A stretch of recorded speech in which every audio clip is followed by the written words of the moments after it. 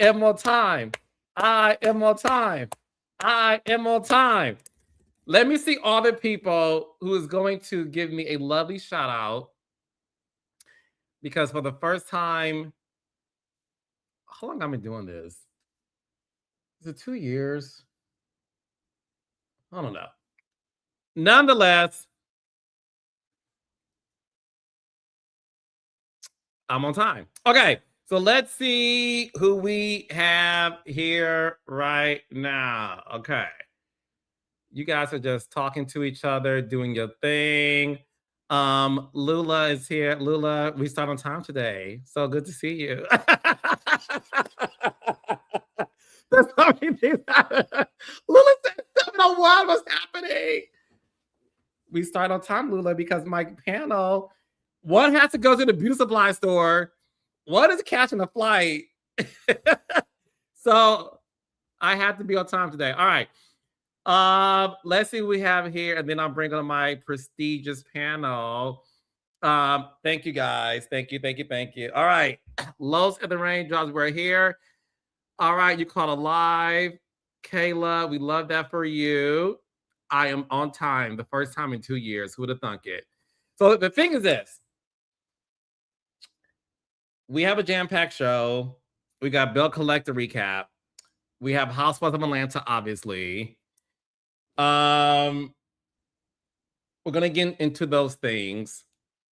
In addition to, I want to hear how my panel's weekend went. K. Michelle tweeted over the weekend. We're gonna discuss that and who started it all. Okay. I love you too, Gina. So we have a lot to talk about. All right. So, in order for us to get out a decent hour, we're going to start right now. Please bring on Claudia, Dustin, and Blue. Yay, we back, bitch. There we go. Yeah, we in this bitch. What's up, y'all? What's up, Raindrops? Look at us on time. It's so cute. 7 o'clock, baby, on the dot. We in our drop top. Okay, right? Really? Mm-hmm. I haven't finished packing, guys. Is that bad? No. Wait, What time is your flight? Okay, so I have 15 minutes between leaving here and having to be in the Uber. I believe I can fly. So what I'm gonna do is I'm gonna just do a sweep into the suitcase. Whatever makes it in the suitcase doesn't. If I look slightly in the house tomorrow, just know that I got the wrong shit. Mm-hmm. You earthy and artsy. You know what I'm saying? That's Very it. artsy. Yeah. I'll smell good. And I'll have jewelry. And that's all that matters. And I'll fight anyone that says otherwise. So you good. You Not the fighting. Yeah. Nobody says anything to my face. I be wanting it too. I be like, y'all want to say something? People have confronted me, looked into my eyes, and I saw them realize they were unsafe. So I look forward to running into the Raindrops tomorrow and everybody keeping it cute with me and Dustin. Cute. I cannot wait. No one ever talks to the person. It's always online. No one's ever. In my 30 years, one person. Really? One person. Oh, twice. Once at the filming Atlanta Housewives when for the finale, I did some stand-up comedy. And before I went on, this girl was talking shit. And my friends in the audience caught it, Cynthia and my friend Alta. And she was talking shit. But then when I got off stage, she was like, how they always are, oh, hey, girl, I want a picture. But she was talking shit. And then once I was in a parade for New York, for Mardi Gras, for the with the Ricky Smiley show. And some girl, I can't stand you, bitch. I was like, yes. My face. To your face? And then someone stole my chain. But yeah, she was far away. I was on the float. So it wasn't that brave, but I still had to give a face. They never say it to your face. I love you on radio. I can't wait for you to go back. Yeah. I enjoyed it. Well, how was y'all weekend? Started with Dustin. Dustin, you had a good weekend? Sort of. Wait, my chest is covered up because common popular belief, I don't own a bunch of clothes that exposes my chest. Really? I don't believe that. So you wear all of them on camera then? Because Blue is saying that the closet is populated, Carlos. I've seen your teats as much as mine. Well, you were the only one, baby. But Dustin, let's talk about your weekend. Yeah, great weekend. Been deep in my rehearsal bag. I got 4 shows this week. Deep. So Yeah, I got a show tomorrow in Boston. Shout out to everybody that's pulling up to City Winery in Boston tomorrow night. I get to see my baby Blue and so many other people, Raindrops, everybody. Can't wait. Tomorrow in Boston. Playing 2 shows in Atlanta this Friday, so get your tickets if you don't have them yet.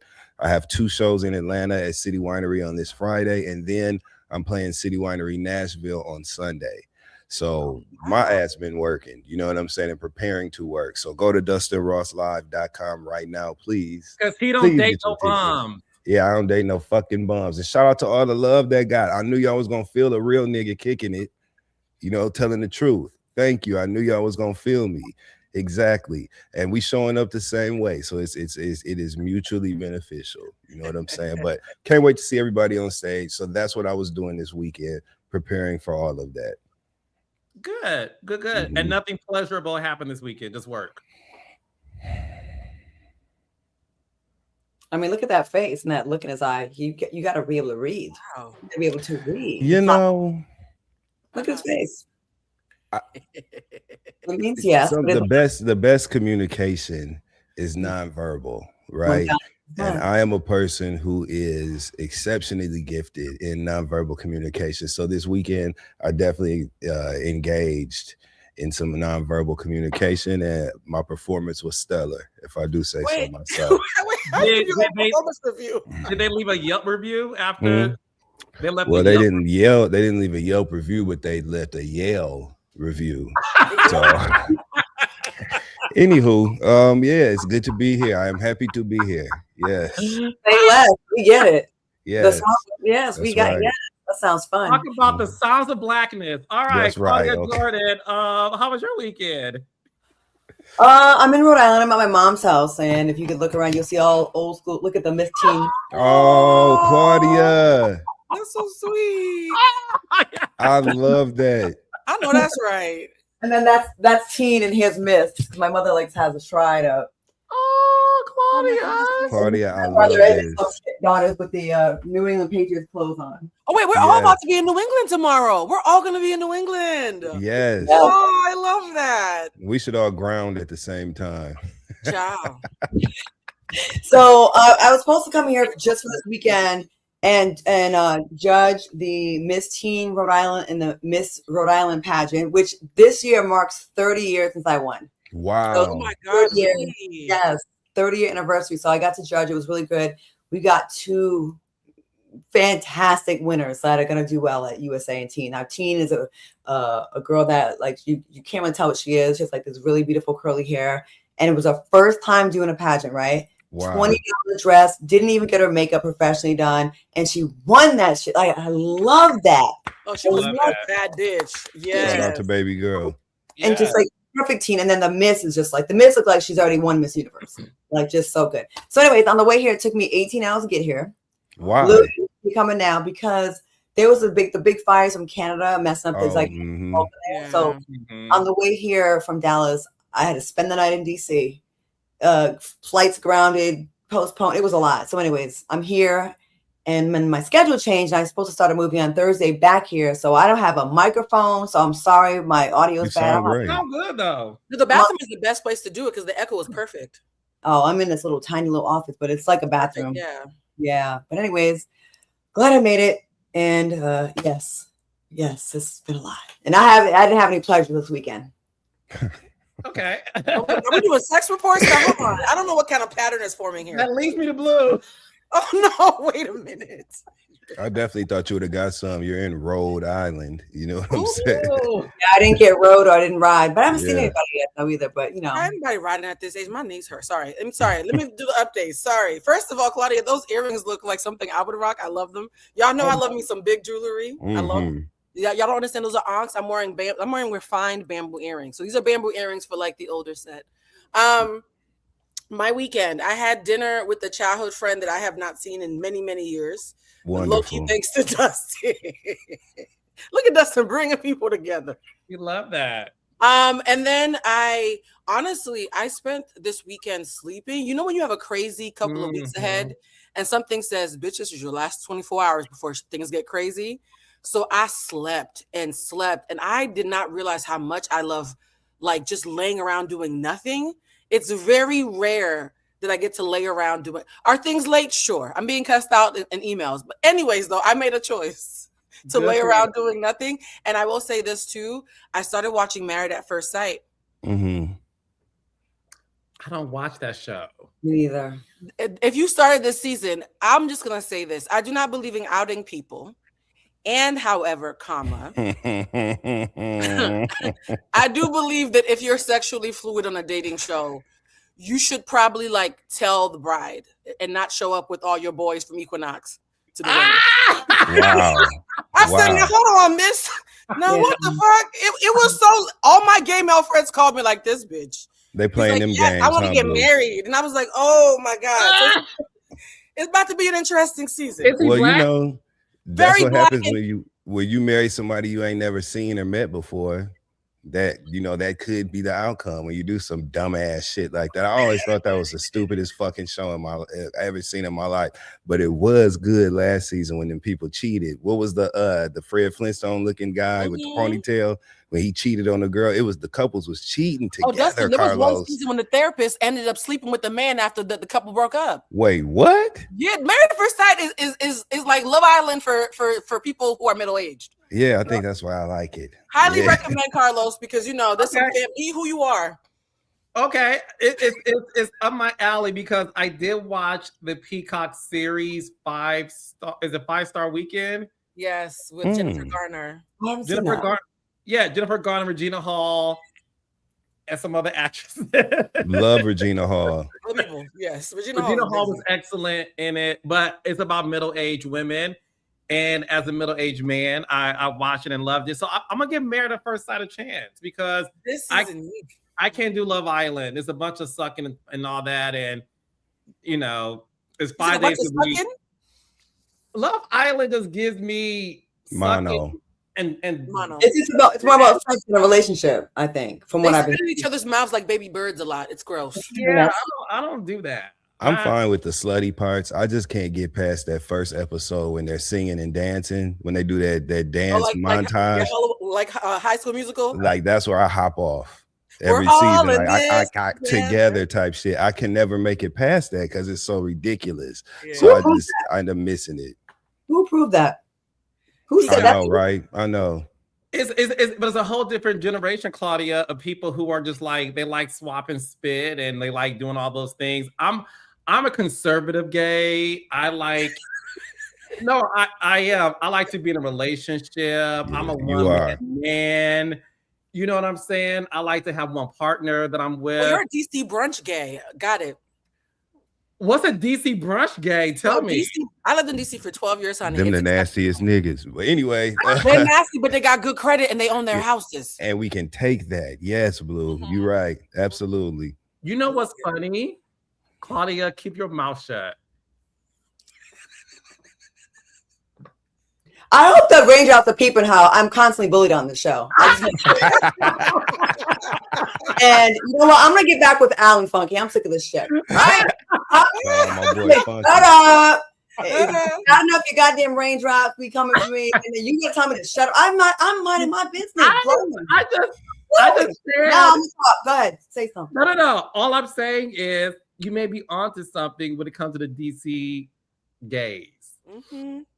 But I had a good weekend. Like Dustin, I was into some things. You wrong. I did watch The Odyssey. Was it good? Excellent. Okay, I'll check it out. Okay. So y'all had a good time at the movies? We did. We had a good time. I had a movie date this weekend. See, Claudia, I'm opening up more. Are you happy? Claudia, I'm opening up more. How many dates have you had, Carlos? I'm just curious. I need my mic, just like you like. You said what? How many dates has it been? Well, Blue, we don't need to get into numbers. Oh, okay. I was trying to help Claudia out. She was behaving. I was doing backup, but okay. Claudia, I tried. Let's just say it was familiar territory. Because I like to... We love a block spin. A what? Spin that block. Spin the block. I'm not Trisha. I like to stay on the side of the road. You know what I'm saying? I like to have it. Meaning my car is parked on the side of the road. I like to have cars. I like to make sure I'm insured. I like to make sure that. Yeah, I don't like to hop in different back seats. I like that the comments are doing what I can't do. Thanks for interrupting. Well, shout out to everybody on the side of the road. We will get into all of that later, but no, I had a really good weekend. If you haven't seen the guys, if you haven't seen The Odyssey, I highly recommend you should see it. Why are your eyes closed like that? Right, like are you reminiscing? On you. Okay. Arching your back and eyes rolled back, barely open. Mm-hmm. What Nene said, was it so good? Tongue out. Was it so good? Both sides. Licking his teeth. Uh-huh.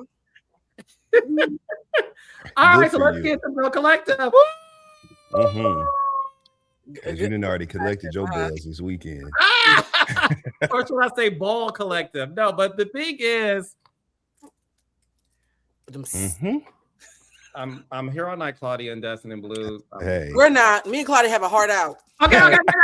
Well, me and Dustin had a hard in. So one thing that all right, we got things to do, friend. Let's go. Sometimes a hard in is better than a hard out, but nonetheless, let's get to Belle Collective.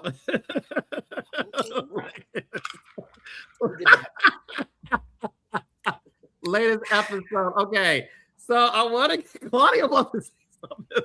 I'm so proud of her. Try one show behaving since So proud of you, Claudia. Watch how fucking boring it is. It'll be okay. Claudia, come back. I love you. I miss you. Y'all need erraticness. Claudia said she is not one note. Okay, she can do this a couple different ways. Not y'all nasty. We grown. And thank you. We've been nasty though. Yeah. Okay, so Belle Collective, the Bells are on a trip. They are in Atlanta. They're having a bad and bougie bachelor / bachelorette party hosted by Latrice and Glendale. Okay, so after they got into the house, they decided to see which room was going to be applicable for the guests. Long story short, Latrice put Kerri and Matt into a closet that had a bed in it. And Matt did not like it, so he decided to, call around to try to get a hotel. And in this moment is when you kind of saw for the first time Kerri and Matt at odds, and we'll get into what happened later in the episode. But Dustin, starting with you, was it fair for Latrice to stick the pause with that room based on her getting a bunk bed on Kerri's trip last season? In real life, hell no. You know what I'm saying? I would have slapped somebody over some shit like that. But in TV world, absolutely. It was a lick back, well gotten. You know what I'm saying? Good for you, Latrice. That's how you do your damn thing on a reality show. When somebody did you like that first, you hit them back and you hit them back harder and deep, cut the knife deeper than they did. That's what you do. So I wasn't mad at it at all. In fact, I loved it. And shout out to my boy, Vinny Watson. Shout out to y'all, Carlos, first of all, for profiling his restaurant, V12 in Atlanta. We love Vinny. We've been friends for many years. Shout out to Vinny. It was good to see his place on your place. That made me very happy. Thank you for that. And happy anniversary, Letitia and Glenn, too. Happy anniversary to the Pearsons. Yes. So yesterday, Claudia and Blue, they celebrated 23 years of marriage. Oh my wow, God. that's a long ass time. Yes. So Claudia, during the moment of Kerri and Matt, Kerri was definitely talking to Matt in a way, especially when they were cooking breakfast, that where she said the MF word and she appeared to get emotional. What were your thoughts around that? Do you think Kerri was out of bounds for speaking to her man like that, especially in front of her friends? I get it. She was feeling away, but yeah, you don't want to really do that in front of your people because then, especially on a reality show, then they got some more dirt to say later on. Look at you and how you talk to your man, and then it becomes fodder. It becomes a scene. You know, next Tuesday, someone's gonna be scheduled to have a lunch and talk about how you and your man was talking to each other, and you have to deal with that. So, but I don't think she was wrong to feel the way she felt. Like, listen, we're in this together. Like, stay here with me. She was trying to be a team player and be down, even with the condition she was thrown in with the pull-out couch, which was shady, but it wasn't licked back. I get why she was mad. Like, yo, don't leave me here. Like, it makes us look crazy. So I guess, but again, you don't give them as less as possible to like run their mouth about. Mm-hmm. I love that y'all are saying representative. I'm dying over here. Representative. That is how I think all husbands should act when their wives get on their nerves. You ignore and you act like you don't hear them, because for me, that's the safest way to win an argument against your wife. But Blue, do you think Kerri was emasculating her man in these moments, especially when the other couples are around to hear her refer to him as a motherfucker? First of all, I don't like anybody, male or female or non-binary. How you doing? Talking crazy about their partner in public. I hate it. I think it's just gross, and I think it's gender neutral, right? Like we talk about women doing it to men. I just think it's gross, like across the board, to talk crazy about your partner in general to them or other people. And however, I love that when she was checked on, she said, you know what, it's displaced anger. I appreciate someone who can clock that they've gone too far, but like, is displaced anger? I am really frustrated about this multi-million-dollar business. And rather than him having my back, which was having my business, he's expecting things of me that are happening with other women who are not dealing with what I'm dealing with. I love that she was able to catch herself, because she was about to lose me. She was about to lose me until she called it out herself. So I'm going to give her some cool points, because nobody's perfect. We're all going to F up. I'm going to always give it some kind of credit to somebody who can acknowledge their BS as it's happening and pull it back in. So kudos for that part, at least. I'm seeing these comments that you guys are posting saying that Kerri was doing too much, and that's why Matt's mom doesn't like her. And while I can see how people arrive at that, in not liking her, Matt's mom is doing too much.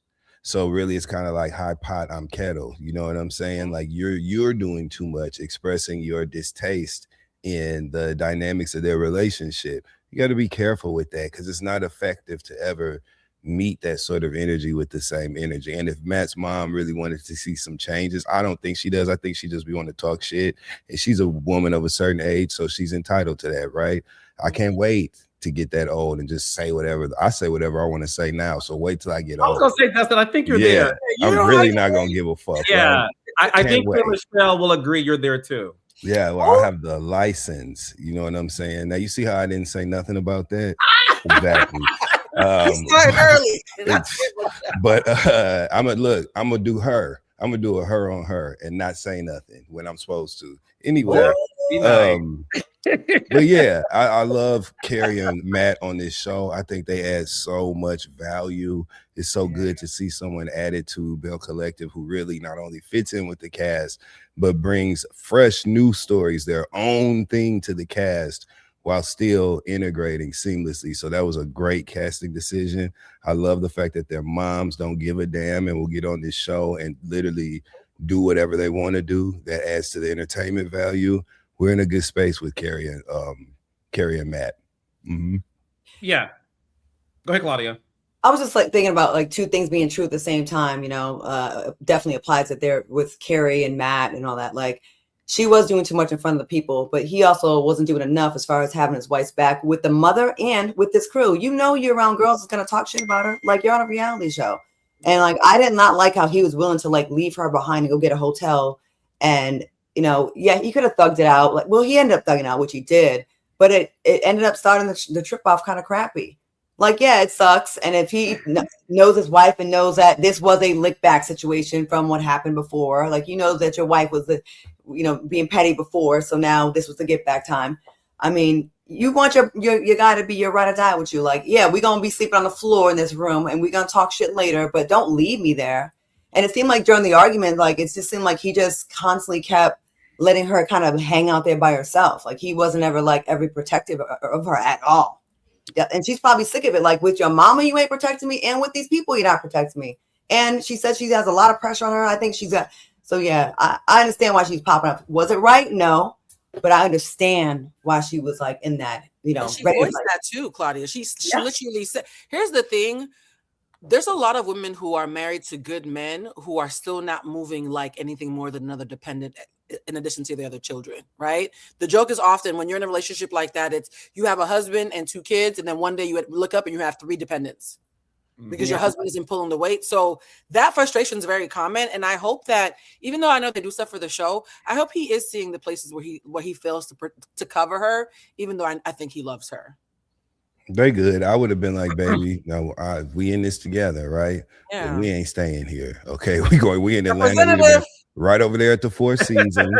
Okay. And then the next day I would have treated everybody in the house except whoever was responsible for putting me in that room. Y'all know Latrice is one of my favorite Bells, so I just can't bring myself to say her name. I'm grabbing my food. Okay. I would have treated everybody in the house except for whoever put us in that room to massages the next day instead of whatever they were supposed to do originally.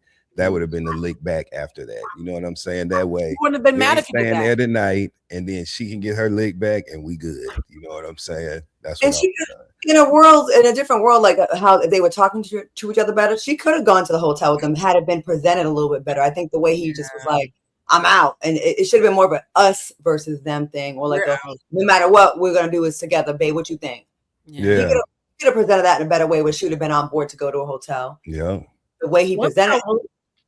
Okay, Claudia. Another thing, the way he presented it was instantly like that. Like the way he presented, of course, she was gonna respond with that energy, and then it was a wrap after that. Like I was just saying when you get up for a second, I think she could have been persuaded to go to the hotel had he presented it a little bit softer, a little bit better, instead of like, well, I'm out. You know, I kind of feel like the important thing was going through it together, doing it together. And she could have been persuaded by her cast members too, because her homegirls could have tapped her on the shoulder like, girl, you can really argue with his ass if you go to that hotel. You can yell in the room, go into the hotel and cuss him out. That's what they should. You're right. She should have been persuaded to go to the hotel. You're right. The thing that I do love that Blue said was Kerri admitting to having displaced anger. And I know y'all think I'm not y'all, 3 of y'all. I know some of y'all think I am hard on Pinky, Cole, for example, because with Pinky, everything is business. But the one thing that Kerri did that I would love to see from Pinky is we at least see that there's cracks in Kerri and Matt's situation right now. I'm not going to say their marriage because they've been married for a long time. I think their issue now is temporary because when Kerri confided in Latrice that I am scared because I am losing my businesses. Yeah. I have to spend $100,000 on this. And like those scenes make me love Kerri more than her just being on my cast, because you're seeing a woman who is dealing with the complexities of marriage and business and how it's all taking a toll on her, especially being a mom as well. And that's why when it comes to Pinky, I argue a lot about what she's not doing, only because I feel like with her, it's all business and we don't get a chance to see what's happening in the relationship to really soften some of the things she talks about, where she does come across a little bit pretentious. So the reason why I love that Kerri did that is because I'm not seeing it with Pinky. I am seeing it with Kerri, and I think that's why people are now being able to digest her more.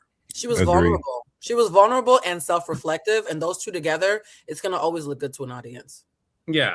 I also think it's one thing when they get the lick back on Kerri, right? But like it's different when it's a couple. Like now he got to catch a stray with the crappy ass room because the ladies had some things going on, and he did drive 6 hours. So I'm not mad at him wanting to be in a hotel either. Yeah. It's just the way you deliver it, right? Deliveries. Yeah. So no. I listen. Latrice and Glendale are doing a wonderful job hosting this trip. It really shows that these two, who I consider to be like a Mark and Pam type of person on the show. You know what I'm saying? So shout out to them. Dustin, before I move on to Housewives of Atlanta, is anything, because I love to give it to Dustin, being the OG Belle watcher, Is there any scene in this episode that's a bonus moment you would like to get off your chest? I just think that Marie is at her best when she has finger waves. And so I do. I think we get a different, we get a different Dr. Marie Monroe when she has them damn finger waves. And baby, she had them, and you see she be locking in and getting on talk, making up, Marie do that thing she do. She got them finger waves, man. So I'm just thankful she's back. You know what I'm saying? I'm grateful for that. They was even showing her touching the waves up in the bathroom. Yeah, that's right. That's right. Shout out to the enunciation, because I think Dustin just highlighted this in his impersonation. When there's a bougie Southern girl, the enunciation be sharp and remarkable. You feel every consonant.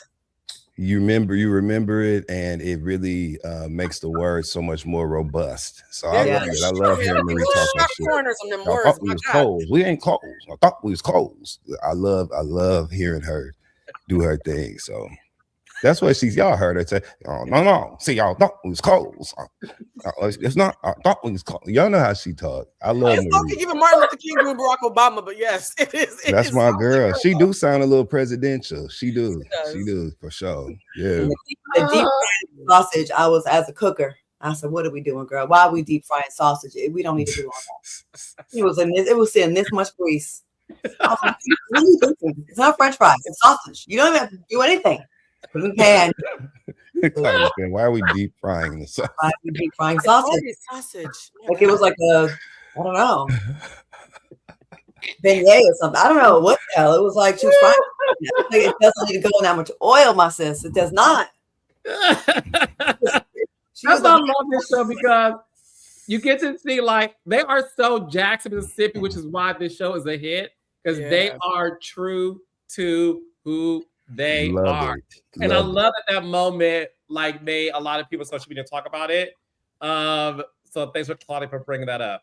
So Raindrops, Belle Collective, every Friday, 8 o'clock, 7 Central on the Oprah Winfrey Network. So Claudia, Dustin, and Blue, the time has come for us to get into the latest episode of The Real Housewives of Atlanta. As we all know, this is episode 15 of season 17. And it's a continuation of what happened last week, which was the biggest bomb of the season, Shamea versus Porsha, which, by the way, I have never seen a moment on a reality show trend for a week. Shamea and Porsha, Blue to Loose Mud. Not my full name. I know. Get my social My bad, sis. My real name is Emanuela, if you can pronounce it.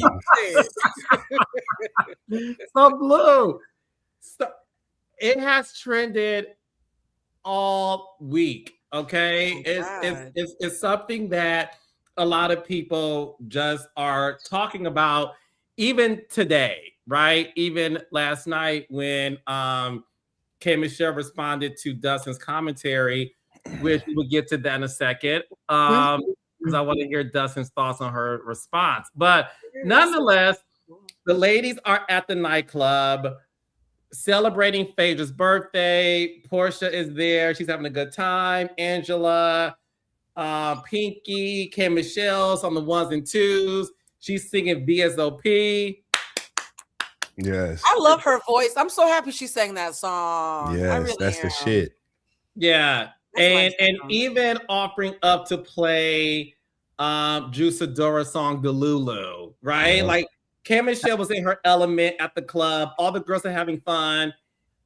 We do see Shamea and Kelly talk about the aftermath of what happened and how Shamea said that she always cares about other people's feelings opposed to her own.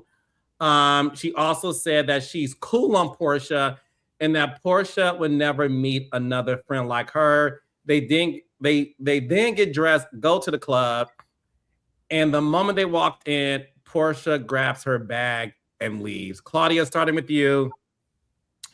Do you think Porsha did the right thing by removing herself from a situation when hours before that, her and Shamea got into it over their mothers? Probably, if you feel like you might get violent and fight for your 6th time on this show, you know what I mean? You don't want to do that. So if you feel like you have it in you, and she is trying to make an effort this season to get away from some of that, I think. But yeah, if you feel like you're going to lose control or it's going to be too triggering, I see nothing wrong with removing yourself from a situation. It sucks for when you're trying to have a reality show together, though, because half the cast left with her. So, you know. But I get it, and I would probably want to be around someone I just had a really uncomfortable or shitty argument with that, you know, it got nasty with that. No, I damn sure no, I wouldn't want to. Or maybe I could, though, because I would probably be over there looking like I was having extra fun and play through it and, you know, just be doing on the show like, I take it. I would have probably stayed and been like petty with the smirk on my face and having drinks. I probably would have sent her a bottle. That's very Aries of you. And Aries will literally tap dance on your grave, like, nigga dead. Yes, like, yeah. And we're very equipped. We're very good at, like, I never even saw you in the room. It never. Yeah. We're very good at that. Even if it kills us, it can look like not like that. So yeah, but yeah, they're not Aries. Blue, what are your thoughts on Porsha leaving and then? You know, K. Michelle stood on the mic and wanted to make sure to shout out Shamea's song. And we did see ultimately the other girls leaving with Porsha. Yeah, I'm going to say something as Claudia. I think it was mature. As somebody who it takes a lot to get me mad, when I do get mad, then I want to fight, leave. Because here's the thing, right? It took so much to get there. It's going to take a little bit of time to come back down. And all it takes is one wrong look, one wrong moment, and things could have gone left. So I think for safety reasons, for maturity reasons, whether the girls followed her or not is kind of inconsequential. She needed to leave. And I'm happy that she self-exited. I think one of the things that I have noticed about the show, because it's something that I mentioned like on my live a couple of days ago, I was not a Porsha fan after the Simon thing. Because I'm someone who has a lot of pain around cheating and Jezebels and all that other stuff, the Simon thing made me pull away from Porsha, like, it's a little bit too close to him. I don't like that. One of the things I want to give her credit for is you can tell that whether you trust her heart or not, her behavior has improved. Mm-hmm. We can't speak to somebody's heart. Nobody, us or the comments, can speak to Porsha's heart or even Shamea's heart. But we can speak to in the words of James Baldwin, I can't tell you how you feel. I can tell you what I saw you do, though. And so what made me actually warm up to Porsha more this season, more than any other season since the Simon debacle, is that what Claudia just said, we are seeing her actively changing her behavior. Whether we think it's strategic or sincere or not, behavior is something that I have to give her credit for, objectively speaking. That's it. I'm with Blue. I think that Porsha leaving was the mature thing to do. I also think that Porsha feels like she didn't get Shamea as good as she could have or wants to now. I think there's a part of Porsha that feels like, even like in her conversation with her sister Lauren the next day, when Porsha was saying that the high road, I feel like it's beyond me now. And she was just speaking about the conversation in a way that suggested that you ever had an argument with somebody, you know what I'm saying? And for whatever reason, you kept it together or you kept your composure as best as you could have when you know you really could have really said and done some shit. Your first reaction would have been to really take it there with them, and you regret it after the argument, right? You think and you be like, oh, I should have told that motherfucker, you know what I mean? And you actually end up, and if you have to see the person again within a short amount of time, you actually end up trying to get close to another disagreement with them so that you can go on and do what you wish you would have done the first time. Mm-hmm. And I think that is alive in Porsha at this point in the story that we're viewing on the show. And I can't say I blame her. You say something about, I don't blame neither one of them, just to keep it so real with you. I understand why Shamea did what she did at that table. I understand why Porsha wants to kick Shamea's ass. I understand both of them. You say my mama did something sexually, crazy or whatever, I'm going to see red forever. You know what I mean? It's just like a natural reaction. So I really see how they got there. I think that Porsha leaving the club was the mature thing to do. And shout out to her for being unwilling to do what most people thought that she would do, which was lose her temper against Shamea over in Scotland with them, the international police. It's just not, it's not the place to have that sort of drama. So Porsha did the best thing. And one thing that I do want to clear up, because I know there were rumors circulating at the time that they did film Scotland, that a big physical fight broke out. Yeah. Had to be separated. I want to go on record saying that no, Shamea and Porsha never were in a moment of being separated because they were about to fight. So I want to go on record saying that never happened. So I know things were circulating that could have been something that was edited out. It wasn't at all. That never happened. Listen, let's call a spade and let's have a real conversation, right? Yes, Porsha has been on the show since season 5, and yes, she definitely has some physical altercations. We know it, we've seen it. They sometimes flash back to it, right? I do think that what Porsha is trying to do is not be that. Yep. And when Shamea walked in, I think, and I told y'all this last week, I personally won't ever be friends with anybody where that sort of vitriol is mentioned. Now, I'm not saying that Shamea wasn't warranted saying it. I'm just saying, as I'm watching the show, that to hear anyone, whether I deserved it or not, but to hear someone say your mother tried to sleep my daddy, I will always see red when I see you, but that's me, right? Yeah. Especially when it's so fresh. And we'll get to her behavior, Porsha's behavior when she rallied the girls to go to Phaedra's birthday dinner. I do think that because it was that fresh and this girl comes in and you're still not over it, I do think Porsha knew that shit's bubbling up and, like it's about to resurface. And I'm in Scotland. I don't know the laws here. Let me exit stage left before they have to pick up this girl off the floor. Hey, Nene, and straight argument. So I definitely think that was her mindset. With that being said, the only people I did expect to go with Porsha is Phaedra and Cynthia, because they have a friendship with her. They've known her for 12 years. I would want Cynthia and Phaedra to follow me if I was leaving, because we have history there. So I know that Angela and Cynthia both said that, no, they were there to see Shamea perform, and Angela provided receipts. I still think, regardless of that, Cynthia and Phaedra living with her, I personally do not see anything wrong with it, because if I'm them and I have to make a choice, I'm choosing Porsha over Shamea just by the count of the history. Well, everybody on this season is doing that. Yeah. But it's so obvious. Like, I'm losing a little bit of respect for some of the girls, honestly, because there was all these big issues before, right? And it just put a name on it, Claudia. Who exactly? Hold on, let me think about this, because I don't want to get cussed out on Twitter. Dustin, she's looking right at you. She's like, I already know how this works.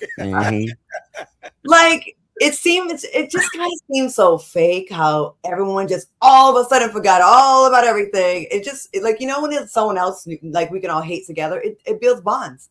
And I just feel like I hate when I see that in friend groups. Like, it's just like, wait, like last Tuesday you had all this smoke and they just ran over. I don't know. It's given a little, like, I think it's corny. But it's predictable. It's scary to stand on business. It's scary to, like, stick by your convictions. It's easy to go with the more popular girl with the star. It's easy to. And I'm all for growth when it happens naturally and, like, in due time. It should go. You should grow. But when you grow overnight, I kind of have to side eye you just a little bit. Like, wait a minute, and your beef was even bigger. But okay. I see a lot of that. And there's more than one person that I see that for. Like, all of a sudden, it's like they never had an issue with no one. And someone remind me that before the mother thing, which of course I think was bad, right? Before that, what was the real bad thing that Shamea did to make her be so hated? I just can't remember. Oh no, and I will go on record saying, prior to the mother thing, I echo the same sentiment. Mm-hmm. And of course, I'm being called a flip-flopper, which I don't give a shit about that. I am fair and I watch the show like we all do. in my opinion, Shamea Mortimer-Wangi did absolutely nothing to warrant being iced out by these girls. She just didn't. And I'm saying before the mama thing, I 1000% understand why when I interviewed Porsha and I brought up Shamea, she said, I will never speak of her again. After watching that episode, I understand why she does not want to talk about her. I get it. I totally get it. I don't get what Shamea has done to Angela Oakley, K. Michelle, Drew Sidora, Phaedra, or Cynthia. I personally, as I'm watching these episodes, I haven't seen anything to where Shamea did something so egregious. She deserves to be iced out by everyone else. Now, with that being said, and I'm going to toss it to you guys, I would give Phaedra a pass only because from what we know about the history and what we're seeing now, her and Porsha are like this. And I think to be fair to Phaedra, if Phaedra would have switched sides, I think we'd all be calling her fake. So Phaedra's thing about Porsha, I think is fair, is warranted. That's her good Judy for all these years. It makes sense. It doesn't make sense as I've seen everyone else do it. Well, if we're going to keep it all the way real, let's keep it all the way real, right? Phaedra and Porsha's relationship, their friendship been fucked up since all that stuff went down in season 9. And Porsha allowed Phaedra to say the things that she said about Shamea allegedly doing that sexual stuff with Kandi and her husband, Todd. And Porsha really didn't intervene. She kind of doubled down on it. And then the reunion debacle happened where Porsha ended up telling that Phaedra was the one who had made those things up and said them. And Shamea was a little vindicated in that. But even in season 16, they never really healed from that. Mm-hmm. And we noticed that, we know that that's true because it came up literally on stage at the reunion last year for season 16, when Shamea literally kind of called Phaedra a little bit to task on it, but that situation has never really been dealt with. So I think that that's the fracture in Porsha and Shamea's relation. In addition to, then there's a lot of layers there, right? Because there's the Kandi layer, because Kandi and Shamea have a real, actual, legitimate friendship in real life, travel together, do things together. They're close. They're still in communication heavily right now. That is not something that I'm sure has been easy for Porsha to manage with some of the complicated dynamics that have come, to rise over the years or whatever. So there's a lot of then the mothers, there's just a lot of layers there that have contributed to the fracture in their friendship. And they just never really healed from that. Phaedra and Shamea never really liked each other. So is it a shock that she has gone to the side of Porsha? Of course, that's where she's going to go. We saw earlier in this season when Angela and Pinky had their disagreement, and the phone call that Phaedra had with Shamea came up about Phaedra alluding to Pinky's veganism being fraudulent in some way, because back in the day she had the Jamaican restaurant and they sold meat. Phaedra actually said on the phone, selling meat, honey, a child, or whatever term colloquialism she used, right? So like that. So Shamea and Phaedra are really not people like that. You know what I'm saying? It makes sense that she has run to the side of Porsha. That's what would make sense based on the history. But that's also why they beefed out. Yeah, I'm not confused at all. So I'm not confused whatsoever, because in real life, people don't have to do things to you that are egregious to leave a bad taste in your mouth. Like, why are we acting like somebody has to shoot you or talk shit about you to make you not like how they move? It happens all the time. If I am seeing Dustin and Carlos's friendship and Dustin is consistently moving in a way that gives me the ick, I'm going to have the ick about Dustin, whether Dustin did something to me directly or not. Yeah. In real life, y'all, right? So like, somebody doesn't have to like, oh, she did this to you, so therefore that's the only reason you could not like her. You can just watch how somebody moves and not fuck with it. And that's real life. And I think to the point of not Porsha, Phaedra said, hey, that thing with me turning the whole me comment into a thing, why did you need to do that? Drew Sidora said, when I did the national anthem and y'all were being nasty to me, and then to the point where K. Michelle had to leave her purse behind, and y'all are saying nasty stuff and then singing as you drive off, mocking what I thought was a great moment. Why'd you have to do that? To me, Shamea's issue with the girls doesn't have to be, oh, we got beef. It's in the word of Frida Kahlo, it's a nick by 1,000 paper cuts, right? Death by 1,000 paper cuts. I think there are people in this world like Porsha who will do something that offends you, and people like Shamea who just keep nicking you.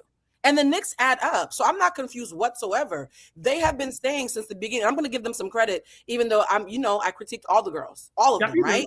Yeah. They've all been saying since episode like 3, ooh, I don't like that. Ooh, I don't like that. Ooh, I don't like that. Weeks and weeks of ooh, I don't like that leaves a bad taste in your mouth. So when you finally see the mother episode, it's like, you know what? It's almost like the glacier finally broke. So I'm not confused whatsoever. I could stand by that, but it only seems to go one way. Like the way you can say the way that Shamea has been like little nicks by death by 1,000 cuts. Your best friend let bitches talk shit about you and didn't do anything about it and piled on. Okay, not cool. This girl also said she would fuck Charles as a payback to Angela. They lovey-dovey now, and I love me some Angela. There's many things that she did as well that people are just like, it's Shamea. No, Shamea's annoying. Yes, Shamea has done some things that have been annoying and obnoxious. And I'm not putting a fucking cap on for anybody.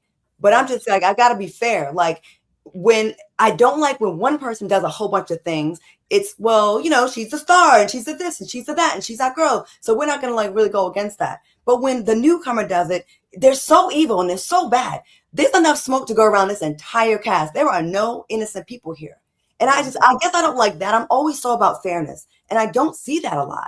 I just see like Shamea is like the biggest, baddest person that's ever existed. And I'm like, yes, she's done things. And I don't like some of the things that she was doing with Drew. I feel like she was unnecessarily hostile with Drew. And I do not like that. And I'm saying that. I'm not blind. I don't have blinders on for anyone on the show. None of them. But like, I just feel like it's just a little unbalanced. Like we're like leaving a lot of stuff to get passes on over here. But this girl would not. And I just need it to be a little bit more fair, like, I don't think fair makes sense when they're reacting differently, though. One person is saying, you know what, girl, you're right. I played in your face. My bad. The other person saying, I'm a victim. I don't know what I did wrong. To me, one person is also 15 years in the game on this, and the other one exactly. But that's the answer to the not fair though. The way that you're responding is what nips it, right? If we both have a beef with somebody, and one person's like, you know what, girl, I got you. Fuck. Perfect example. If me and Dustin never had an issue, Dustin would call me like, Blue, I was on some bullshit. I'm like, Bustin, I was on some bullshit too. I'm sorry, friend. It's easier for us to get over it than the person saying, why is people out to get me? I'm a victim. The person who's playing victim and the person who's like, yeah, you got me. I'm going to always, I've said this from the beginning. As a Taurus myself, I very much believe what Angela's doing, right? Angela's like, you were both on some bullshit. One person ate it and took it on the chin. The other person's feigning confusion and playing victim. I like the bitch who took it on the chin. That is valid to me. That's not fair. That's about two different ways of approaching things. The person who takes it on the chin and keeps it a stack is always going to get more respect. On the street or the reality show. Who's keeping it a stack? The scene that happened with Porsha and Kelly, where Porsha said, you know what, you've had some stuff to deal with, me included. You know what, life is bigger than this. That kind of conversation, we say, bitch, you know what, I'm part of the stressor. I'm part of the, whether it's sincere or not, I just want to land this plane. Whether it's sincere or not, someone who can look you in the eye, be like, you know what, you stressed about this man charging you $200 million and doing all these cases against you, and you got a lot enough in your plate. I'm probably on that plate too, huh? And Kelly was like, yeah, bitch, you're on that plate. And they had a kiki about it in the conversation about it. Whether it was sincere or not, the ability to just do that immediately makes people respect you more, whether they like you or not. Okay, meanwhile, in the car, Shamea's in the car like, and I'm just responding because I don't know why. Feigning confusion and playing victim versus saying, you know what, bitch, I'm probably part of your problems. People respond differently to that. That's not about fair. That's about different reactions. They're not moving the same, so they're getting different results. Okay, now let me land my plane. There's also a motivation for Porsha to make up with Kelly because it furthermore ices out Shamea. I see the motivation. I see right through that shit. When someone I got my homie over here and you make up with my friend, I look like the bad guy over and over again. That is the dynamic. A lot that happens so much in female friendships. I just look at it like there's motivation. And I do think it matters. I don't think you can just say, regardless of the motivation. No, absolutely. The motivation is everything because she's an actress. But you can pretend. You can pretend like it's all good. I'm going to make up with Kelly on camera and make it even more uncomfortable for the girl I'm really trying to hurt right now, which is Shamea. She's never been a good friend of that girl. Ever since you're on camera letting people, I will never let nobody talk shit about none of my friends. And I know you guys wouldn't. Dustin, I know you really wouldn't do that. No. Girls sit there and in talk. all fairness, That's an assumption, though. but in all fairness is this. God. The thing is this. When I interviewed both Porsha and Shamea, right?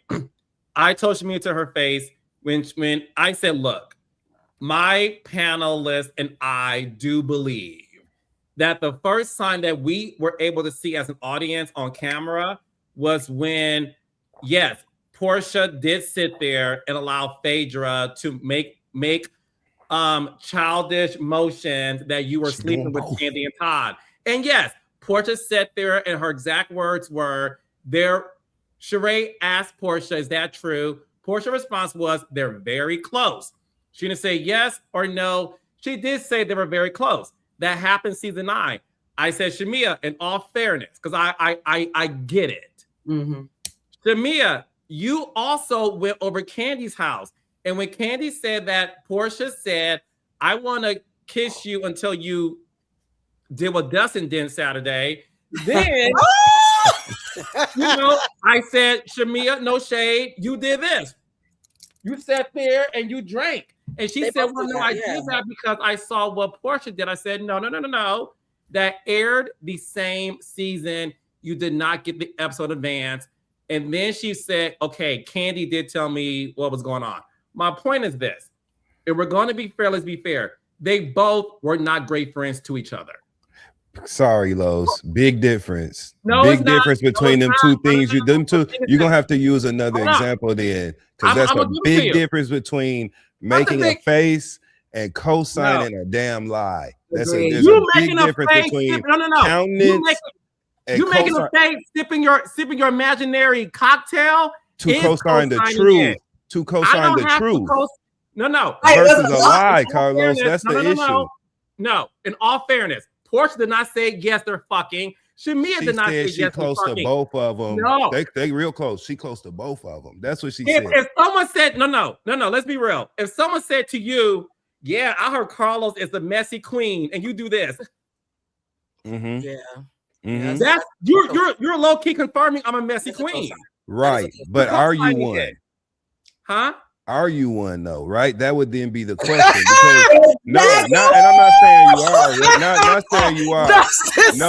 No. I get what you're saying. You're saying no. Let me land my 747. Here's the thing. Go ahead. Shamea sipping that drink and doing that stupid shit that I hate, that sips tea shit that I'm so fucking sick of. I'm not anyway. I'm just thirsty, y'all. I know, baby. Doing it. I'm just thirsty. But Shamea doing that in agreement with the truth is a completely different action than Porsha co-signing a lie that Phaedra made up, only to then throw her under the bus at the damn reunion. Very, very, very different. You could say they're both messy in nature. You're right.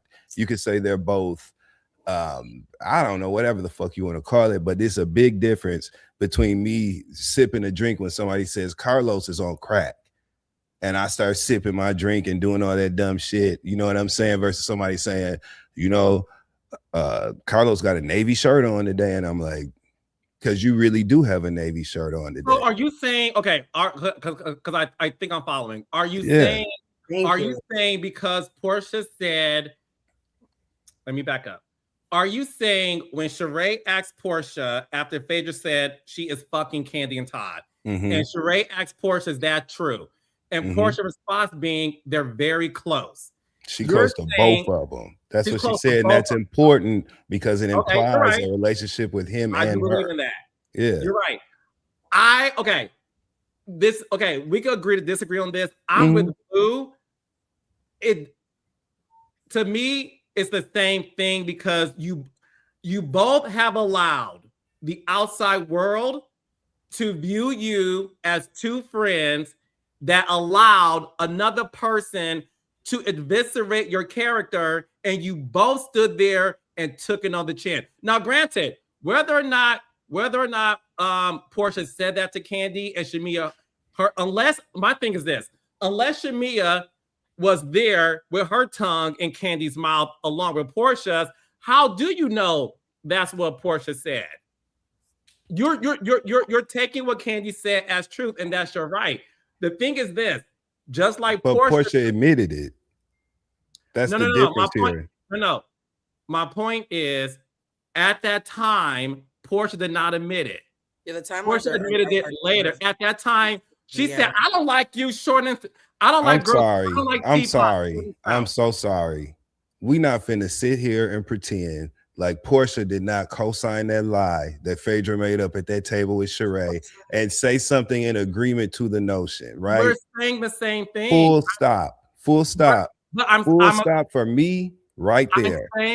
I'm saying to you, he's agreeing with you. Yes, but I'm also saying to you, just because Shamea sipped her drink, whether or not it was true, doesn't mean that Shamea is absolved from also agreeing with a woman and eviscerating her best friend around a group of women. They both were wrong, and that to me showed that they both were not good friends to each other in that moment. Can I just say something really quick about timelines, though? Because I want to make sure that nothing I'm saying is in season 9. Which is why I haven't spoken during that segment. I'm living in the present tense, right? And so in the present tense, I'm seeing 2 people who were best friends for a reason. When I talked to my old best friend a couple of days ago, as he's talking, I was like, I could tell why we're best friends. We talk the same. We act the same. You can't be friends with somebody for that long without not having similar ways of acting about things, right? Okay. Porsha was in rooms where people feel comfortable talking about Shamea in front of her. Shamea is in rooms where people feel comfortable talking about Porsha in front of her. Regardless of us splitting hairs from 5, 6, 7, 8, 9, 10 years ago, to me, a good friend is not someone that anybody feels comfortable talking shit about you with me in the room. I agree with both you. done that. So can we stop splitting hairs about 7 years ago? They both have a long history of people feeling comfortable talking shit about the other one with one present. That is a fact, right? Another fact, not an assumption, is one of them, whether we understand her motivations or not, because again, we're assuming, factually, one of them is improving in their behavior factually. Whether we understand why she's doing it or not. My thing is, whether you meet it or not, can we all improve our behavior? If Shamea, whether she's fake or not, decides to have emotional regulation, decides to take things on the chin, decides to say, you know what, my bad, I can see why I did X, Y, and Z without playing victim, I would be clapping for her as loud as I'm clapping for Porsha. I'm not going to assume people's intentions. I am going to clap for improved behavior. Because whether it's real or not, emotional regulation is still present. I think we assume with that all the time on this show, though. We do that all the time. And Shamea, I think a lot of the audience doesn't do that. I mean, let me hear my blame, Blue. Shamea, I'm saying the audience to everyone so many times. She made a whole YouTube special after last year where we laughed at that shit because it was ridiculous, but she did, and it was embarrassing. But she felt. I feel like. Can you explain? I missed. I wasn't here last year. What are you talking about, love? About Shamea? Shamea made a YouTube video with songs derived from Psalm 91 YouTube music where she apologized. And Shamea, I said it to your face and we can laugh at it. She did? Blue, she made a Generations Meet Beyond the Gates apology with gospel music written by Tasha Page Lockhart. And she apologized to the ladies, and her mother was sitting there slicing bread. Go ahead, Claudia. Can somebody send me, Claudia, please send me the link. I'm so sorry, I didn't see that. I think it's been deleted from the YouTube. Oh yeah, it was kind of embarrassing for her. It was definitely not a good. Go ahead, Claudia. Say your point because I want to move on to the Porsha phone call. What part? No. Video. I'm still stuck on the Shamea video, but I apologize a lot. Like, listen, I know people think I would always give Porsha a hard time. Listen, when she does better things, I'm gonna say she's done some better things when I see it, and I can say yes, she definitely. I think I started out my commentary saying she's done better than she's done in the past. She's definitely made some improvement, but I do think there's a motivation. I put a little asterisk next to it. And Shamea, she's apologized, but then sometimes she does get tempted and does do little jabs, and she does brings that part on herself. And I got to give her that note. She does do that. Where they're not big things, but they're little jabs. Except the mother thing, when she then blew up the damn spot. So, all right. I got one more point. I want to see that video now. Damn it. I got one more point. That's me. The problem is the reason that Porsha and Kelly were able to have that conversation, Blue, that you just brought up, is because both of them are people who say what the fuck they got to say in the moment. They don't have regret and they're not thinking back and holding resentment from their disagreements, because both of them cussed each other the fuck out, got it on the floor right there in the moment. They were able to move on. Shamea is resentful of Porsha. Yeah. You can debate whether it's justified or not, but there's resentment there, and there's a lot of unsaid shit, which is why we saw what we saw at that table in Scotland. And Agreed. That's why she can't move forward with Porsha, because she's still catching up to a lot of her hurt and resentment and regret and shit. And so I think that's the difference between the two of those situations, why Kelly and Porsha were able to find some sort of bridge in that moment. It didn't last, but they were able to do that in that moment because they both didn't have the baggage of, I'm still mad at you about this. I wish I would have said this to you about that.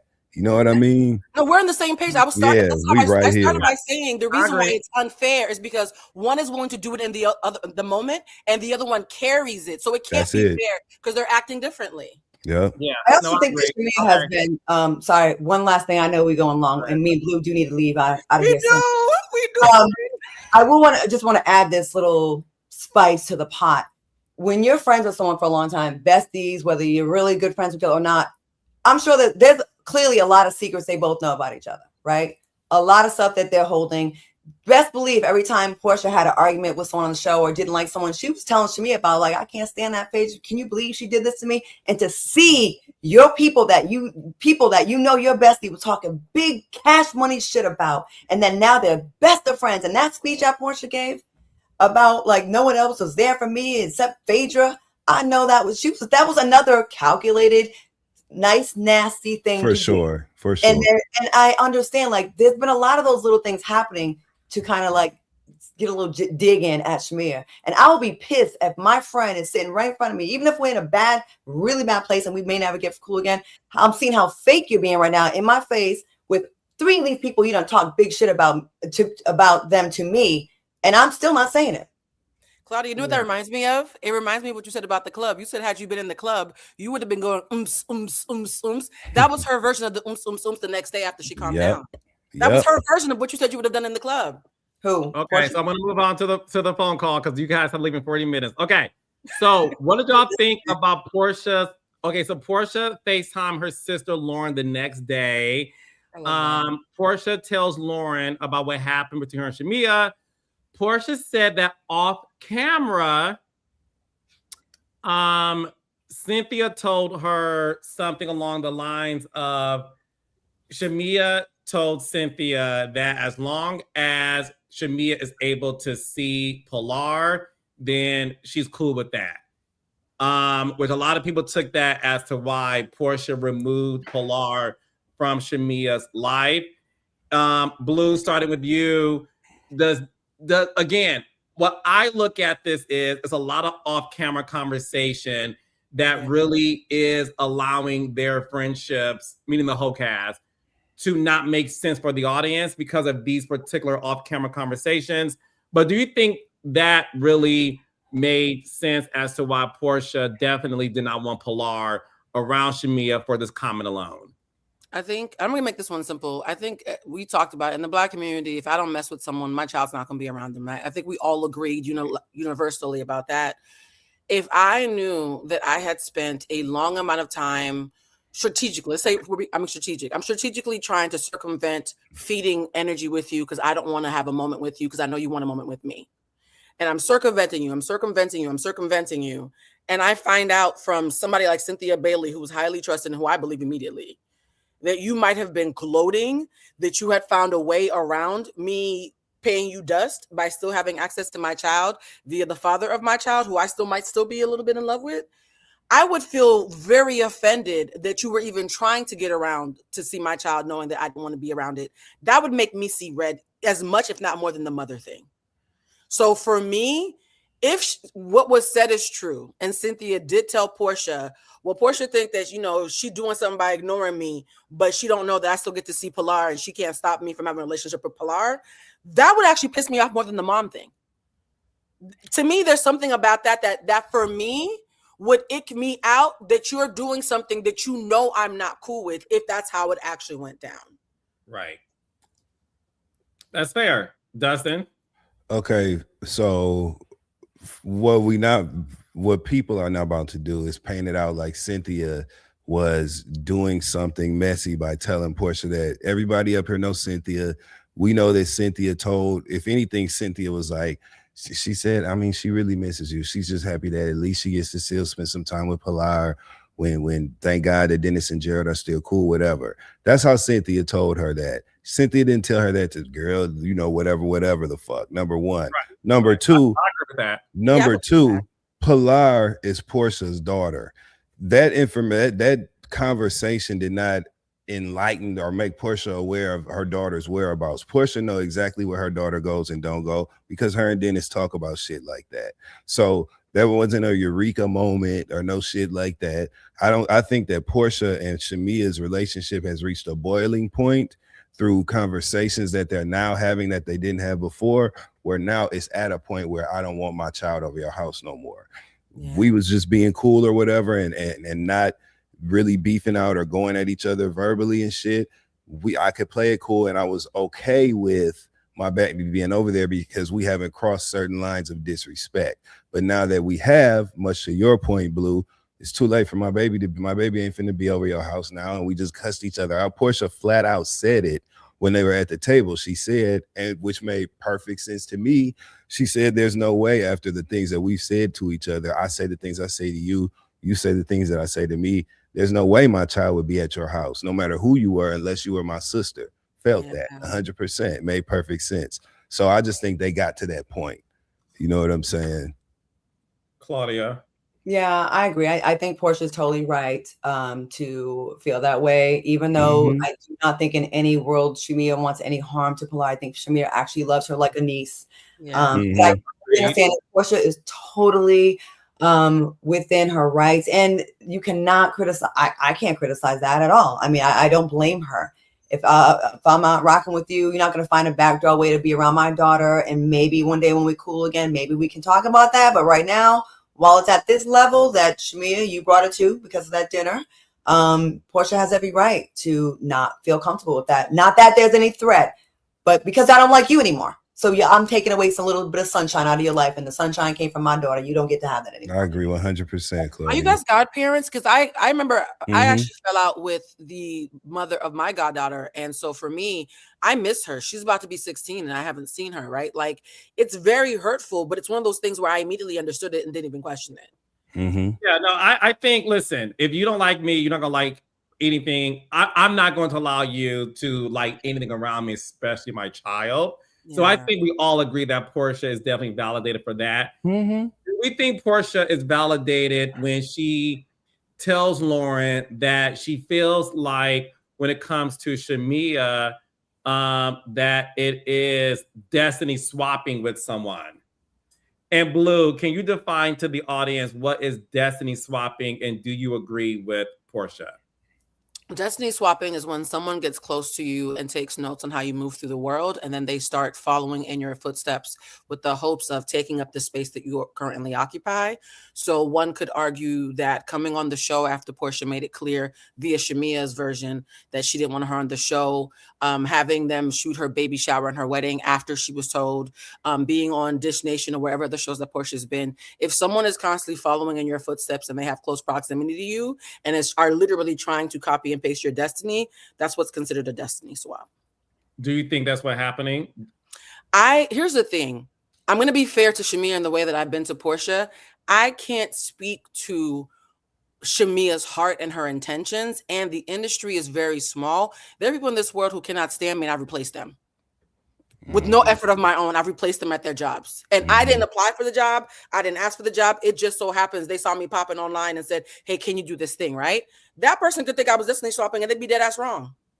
So as someone who has replaced people who don't fuck with me, I don't want to put that on. I personally wouldn't feel comfortable putting it on Shamea. I think the industry is small. This is your friend. If someone thinks of you, they might think of her, because we always saw Shamea and Porsha as a package deal. So I don't think in my head Shamea intentionally wants to destiny swap with Porsha, and I can see why it looks like that to Porsha. Does that make sense, guys? It does.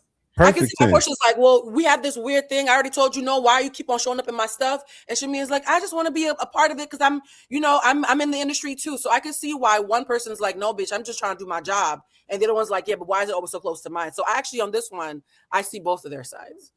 Claudia. I agree with one of the people in the comments. They said Porsha Destiny swapped with Fallon. That's Destiny swap. African, same guy, went to the house and all that. I don't know. I mean, it probably feels like that if you're Porsha, like, damn, bitch, everything I do, you do. But then Shamea could be like, you kind of want my life as well. So I don't know if it's any intent on that. I don't know. I don't know about a Destiny swap. And yeah, Atlanta is small. Shoot, they asked everybody to be on Dish Nation. Yeah, Atlanta's this big, child. It's easy to look like you're Destiny swapping with somebody. I thought a Destiny swap was Farrah Franklin and Michelle Williams anyway. First of all. You know what, Dustin? But City Winery tomorrow at 7:30 p.m. in Boston. We'll be in the front row. Nah, but you know, real Destiny swap. That's the real Destiny swap. You want to be with your suitcases, Dustin? Well, we can send your luggage. We can send your luggage. Don't you want to be with your luggage? So, to me, you know what I'm saying? I think Porsha even bringing up the subject of a Destiny swap, in my mind, it makes it very plausible that she did have the feelings that Shamea shared that Porsha had when they were at that table talking things out. I think if you're looking at things through that lens of like, because like I feel like y'all know me very well. I don't believe in no competition or envy or none of that amongst my friends, even if like we work in the same industry, like we just be happy for each other. So I don't even look at it through that lens. But if you're looking at it and framing it that way, it kind of, to me, is indicative of, well, you probably didn't want her to have something. Let's take the show out of it. It could be anything, right? You probably didn't want her to have something that you feel is yours entirely, you know, which is okay because it's a human, it's human, right? It's a human reaction or emotion that some people may feel. It just gets kind of tricky because you're talking about your friend, somebody that you're supposed to be happy for. So the feeling of, I don't know, just to me, it just crosses lines that make it very clear that they never had what I understand a real friendship to be. I don't think they had the kind of friendship that you talked about from the beginning. The one thing this has taught me this season is that their friendship was rockier than we thought from the beginning. Yeah, Blue. Oh, 100%. 100%. In terms of Destiny swapping, the reason why I think all of us are sort of like, we just don't know is because I think the only people who would know would be Porsha and Shamea. I know them a lot. I know them well. Even I'm not aware, based on their history of being friends at 14, then reuniting in their 20s. So I can't speak to it. I do agree with you guys. This industry is small. And look, let's have a real conversation. And Claudia, you can attest to this. In Atlanta, the number one gig for a Black woman who's successful is to be an Atlanta housewife. It's the creme de la creme of the Atlanta girlies. It's the real estate girls who take photos looking down on the ground, right? It's the number one gig to get. Not your audience catching strays, Carlo. Photos where it's like, and it's like, well, sis, pick up what you drop. We love you, Raindrops. It doesn't mean it. I love you, Raindrops. I love the Atlanta girlies. I will say this. The culture of Atlanta for Black women, if you want to be in the entertainment industry, the number one gig to get is to be a peach holder. And the moment is the reason why, this is no shade, right? Is the reason why a Pinky Cole, for all intents and purposes, is considered to be an amazing businesswoman, Forbes cover.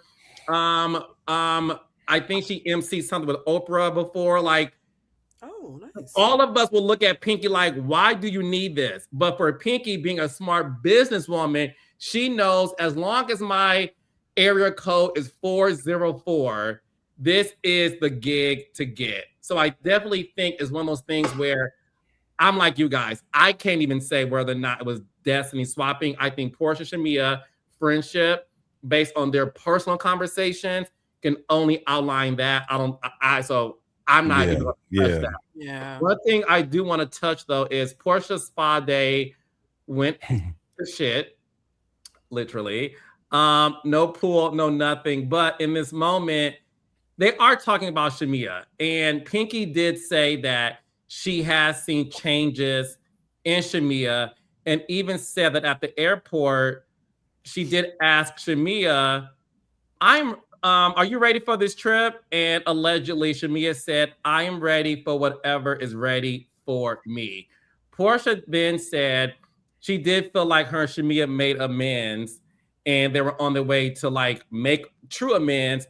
K. Michelle said in her confessional that Porsha is lying, and they have talked several times and alleged that Porsha has never alluded to that. Claudia, what are your thoughts on that entire conversation? You set me up. No, everyone had a chance to go first. I'm gonna be like Cardi in court. Well played. So can somebody clip this up? Claudia, That's followed by the horse. Yeah, the horse. Yo, we should have GIFs. We should have little GIFs for Monday Night Live. Yes. First of all, fake news. Oh, I thought we were gonna be cool again. I was open. Bullshit. Stop playing in our face. Stop playing in our face. Like, you were never gonna be cool with her again. It was not gonna happen. And this is working for you. You are looking like the queen bee. Got all your subjects around you. They're all kissing your ass. And it's a great place for you. You're now Nene on the show now. You're loving this. You love this. Would I be wrong if I said you Destiny stop? What? Nene? Okay, never mind. I won't say that because I'd be hating. So anyways, it was a lie.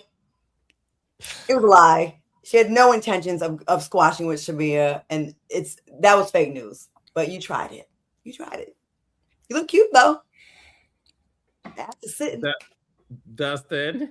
Yes. What's my question? What do I think about what K. Michelle said about Shamea? Do you think that Porsha really did walk into this trying to make amends with Shamea? K. Michelle doesn't think so. And on the flip side, Pinky said that Shamea pretty much is not who she thought she was in terms of her behavior so far. In her own way, I do. I think that by not confronting Shamea, not addressing the pink elephant in the room all those times, and by going along to get along, so to speak, I think that was Porsha's way of trying to move forward, right? Is by doing the opposite of being combative, the opposite of being confrontational. You know what I'm saying? I think that was her way of doing that. Now, I do think what did Tierra Marie say? Put 20 on 10 or whatever. Yeah. I think she kind of inflated it and turned it into something that it really wasn't. But yeah, that's what I think. I think it's a combination of what Claudia and Dustin said. I think we're all on the same page, actually. We're just saying the same thing in different fonts. In my mind, people don't realize this. A lot of times the word success looks very different, right? Like if I was to say the word dog right now, Dustin, what would you think if I said the word dog? Me on Saturday night. Oh, okay, wow. Okay, Claudia, hard to follow that. If I said the word dog, what would you think of right now? Father. Your father? Oh my God. Okay, Carlos, help us clean this up. Carlos, help me. Claudia. The Aries have taken over. Carlos. Oh, now you need the diplomatic Libra, right? Go ahead. If I said the word dog right now, what would you think of? Roof, the animal. Roof. What kind of dog? Oh, I would think of, I have a Pomeranian. So you think of a Pomeranian, okay? And I would think of a King Charles Cavalier. The word dog, a word that simple, means some of y'all have very interesting. I said we was way off, huh? Weren't we? I just want to say poodle, Claudia. Justin's talking doggy style, and Claudia's talking her. Papa, can you hear me? No, me and Claudia on the same page about that one. Yeah. So, but that's just to say. The way the word dog is one syllable, and we can all have a different version. Y'all fucking this up, okay? I'm sorry, Fred. I'm like, damn, we got all. I was trying to have us a clean kumbaya moment. We kept it honest, Dustin. We kept it 100. We were true to our Aries. We kept it 100. I appreciate that. You know, I fuck with that heavy. So, like the way we can say the word dog, right? One syllable, a word that simple, and yet we all have 4 different iterations of it. I think in Porsha's mind, to actually speak what Claudia said, as a strategist and veteran reality star, us moving forward is us keeping it cordial, even though I don't fuck with you and you don't fuck with me. I think in her version, that is her version of moving forward. I do think she embellished, which is the word I think Dustin was looking for. Yes, thank you. She embellished because to Claudia's point, she was holding court.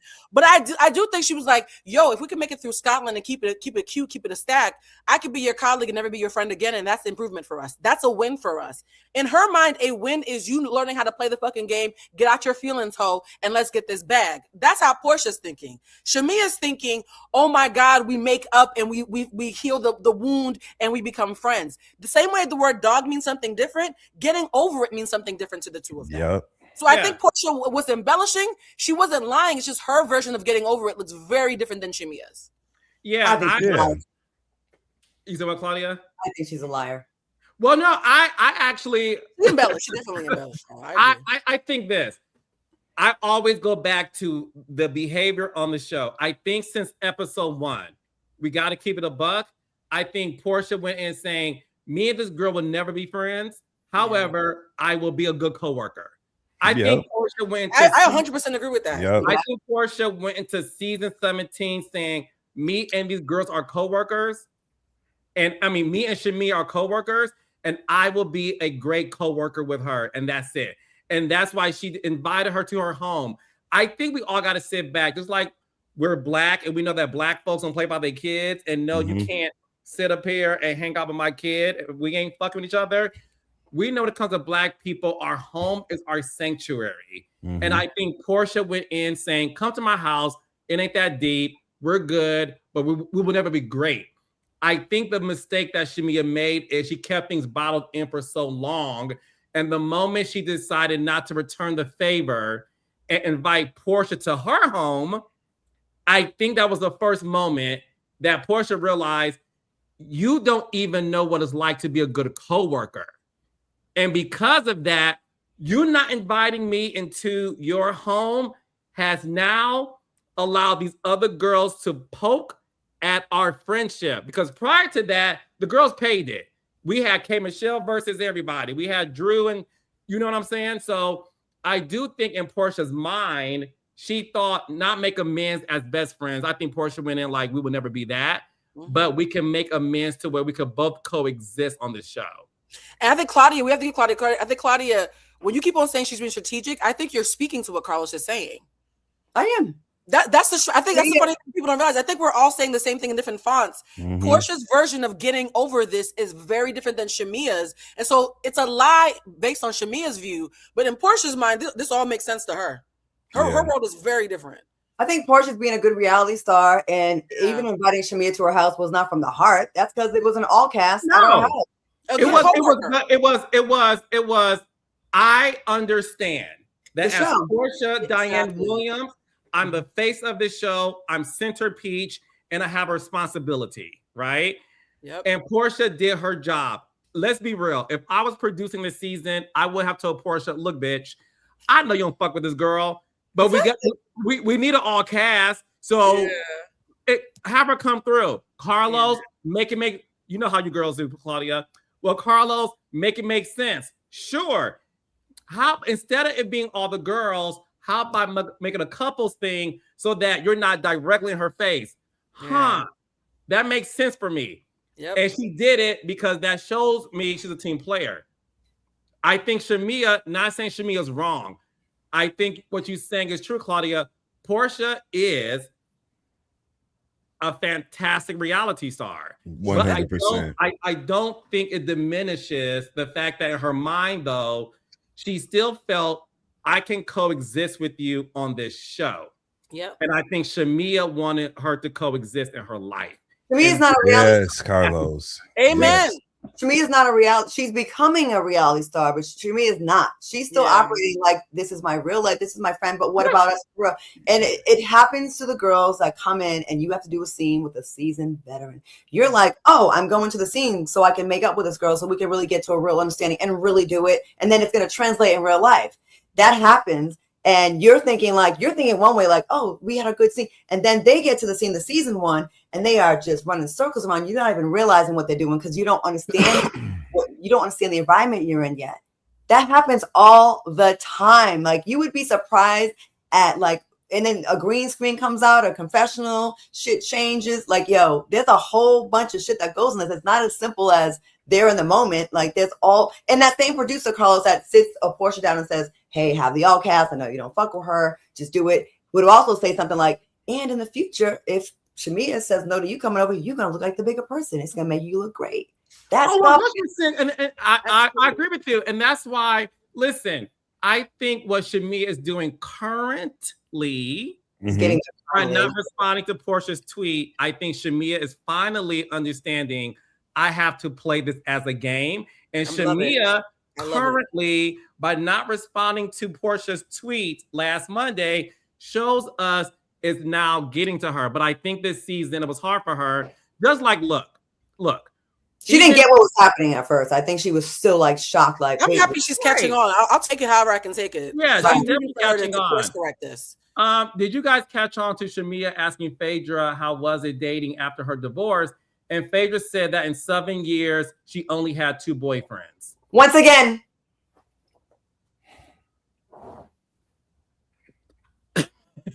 Look, the truth has a loose relationship with these ladies. Okay.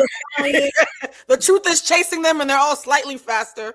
She was on marriage boot camp with my ex-boyfriend. Oh. She also dated my best friend's boyfriend, Tone. Oh. Like back to back within 2 months of each other. Think twice if somebody has had your screen. Nah, listen, I ain't never been afraid to say the truth. And they can be mad as they want. It's the truth. Go Google it. Google Phaedra and Medina, which I'm not mad about that. I kicked him out of my house and he only had 2 suitcases. And then Tone, like they dated, and he was like a big deal in Chicago, great radio and TV personality. So I don't know about these 2. And then she was dating that other tall guy that was really handsome. I don't know why she feels the need to do that, because Phaedra, your whole thing is being like a sex kitten and sexy and all that. Like, why would that even be an issue? Like, no one's believing you only had 2 men in 7 years.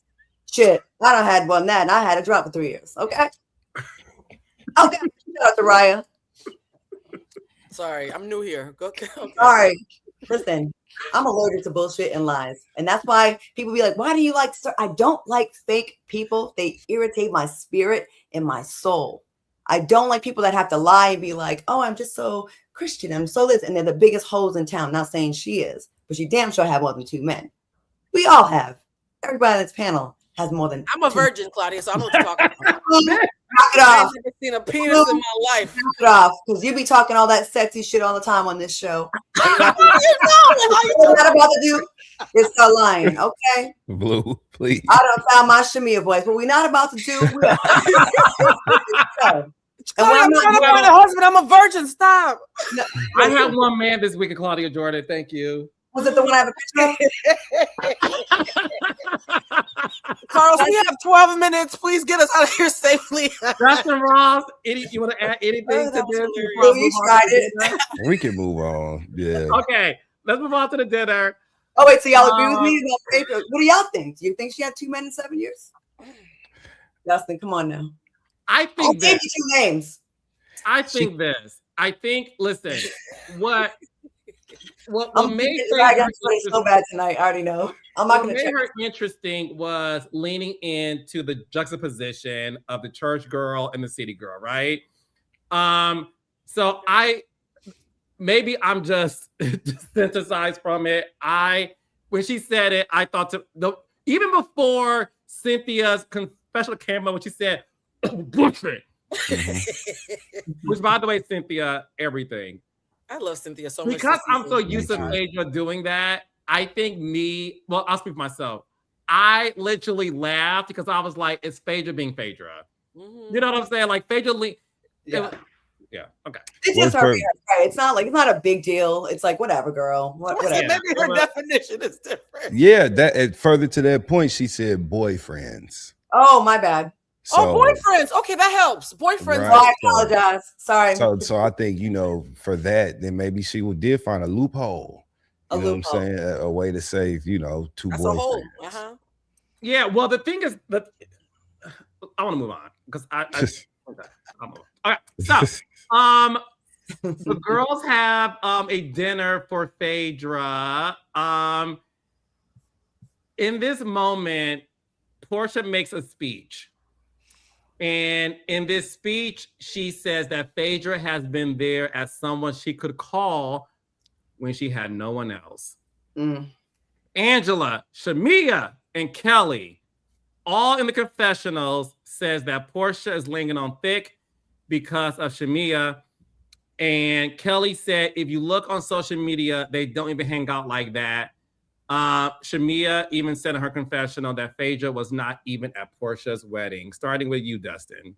Yeah, she's right.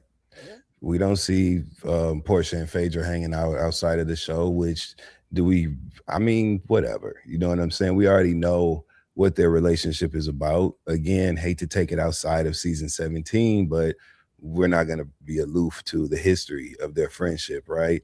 Yeah. How close can they be? You know what I'm saying? At this point in their friendship. So I think that they have learned how to, and as OG, not OG, but as veteran cast members on the show, right? Phaedra entered at season 3 with Cynthia Bailey, and Porsha entered at season 5. They are the old standards, you know what I'm saying, of the show. And so in their positioning as such, they have camaraderie. I think that's what we're seeing. So I don't think it's a real friendship. We know it's not. Let's just keep it all the way real. You know what I'm saying? But they cool. They got a lot of history together, and they're amongst a bunch of new characters on the show. So they find camaraderie in the shared history. But I don't think they friends, and Shamea is right. Blue. I think that when you are trying to learn how to play baseball with a new player and they keep on fumbling, it makes you appreciate the old players that you took for granted. So I don't think that, to Dustin's, I don't think any of us think they're friends. I do think that her thinking that her and Shamea could get to that cordial, cold, we're just business associates place, and it not working out and it becoming so uber personal actually probably did make her appreciate Phaedra even more. Like, you know what, bitch? I don't even really fuck with you like that in real life, but at least you know how to play the game. I don't have to worry about you the way I have to worry about this other one who's making it personal. So I do think, number one, she was laying it on thick as a sub. It was her version to what I said earlier of her being if she had stayed in the club and was partying extra hard, she left, right? This is her version of doing that. So I do think she was laying it on thick to be spiteful. And though, I do think that what's happening with Shamea made her appreciate Porsha.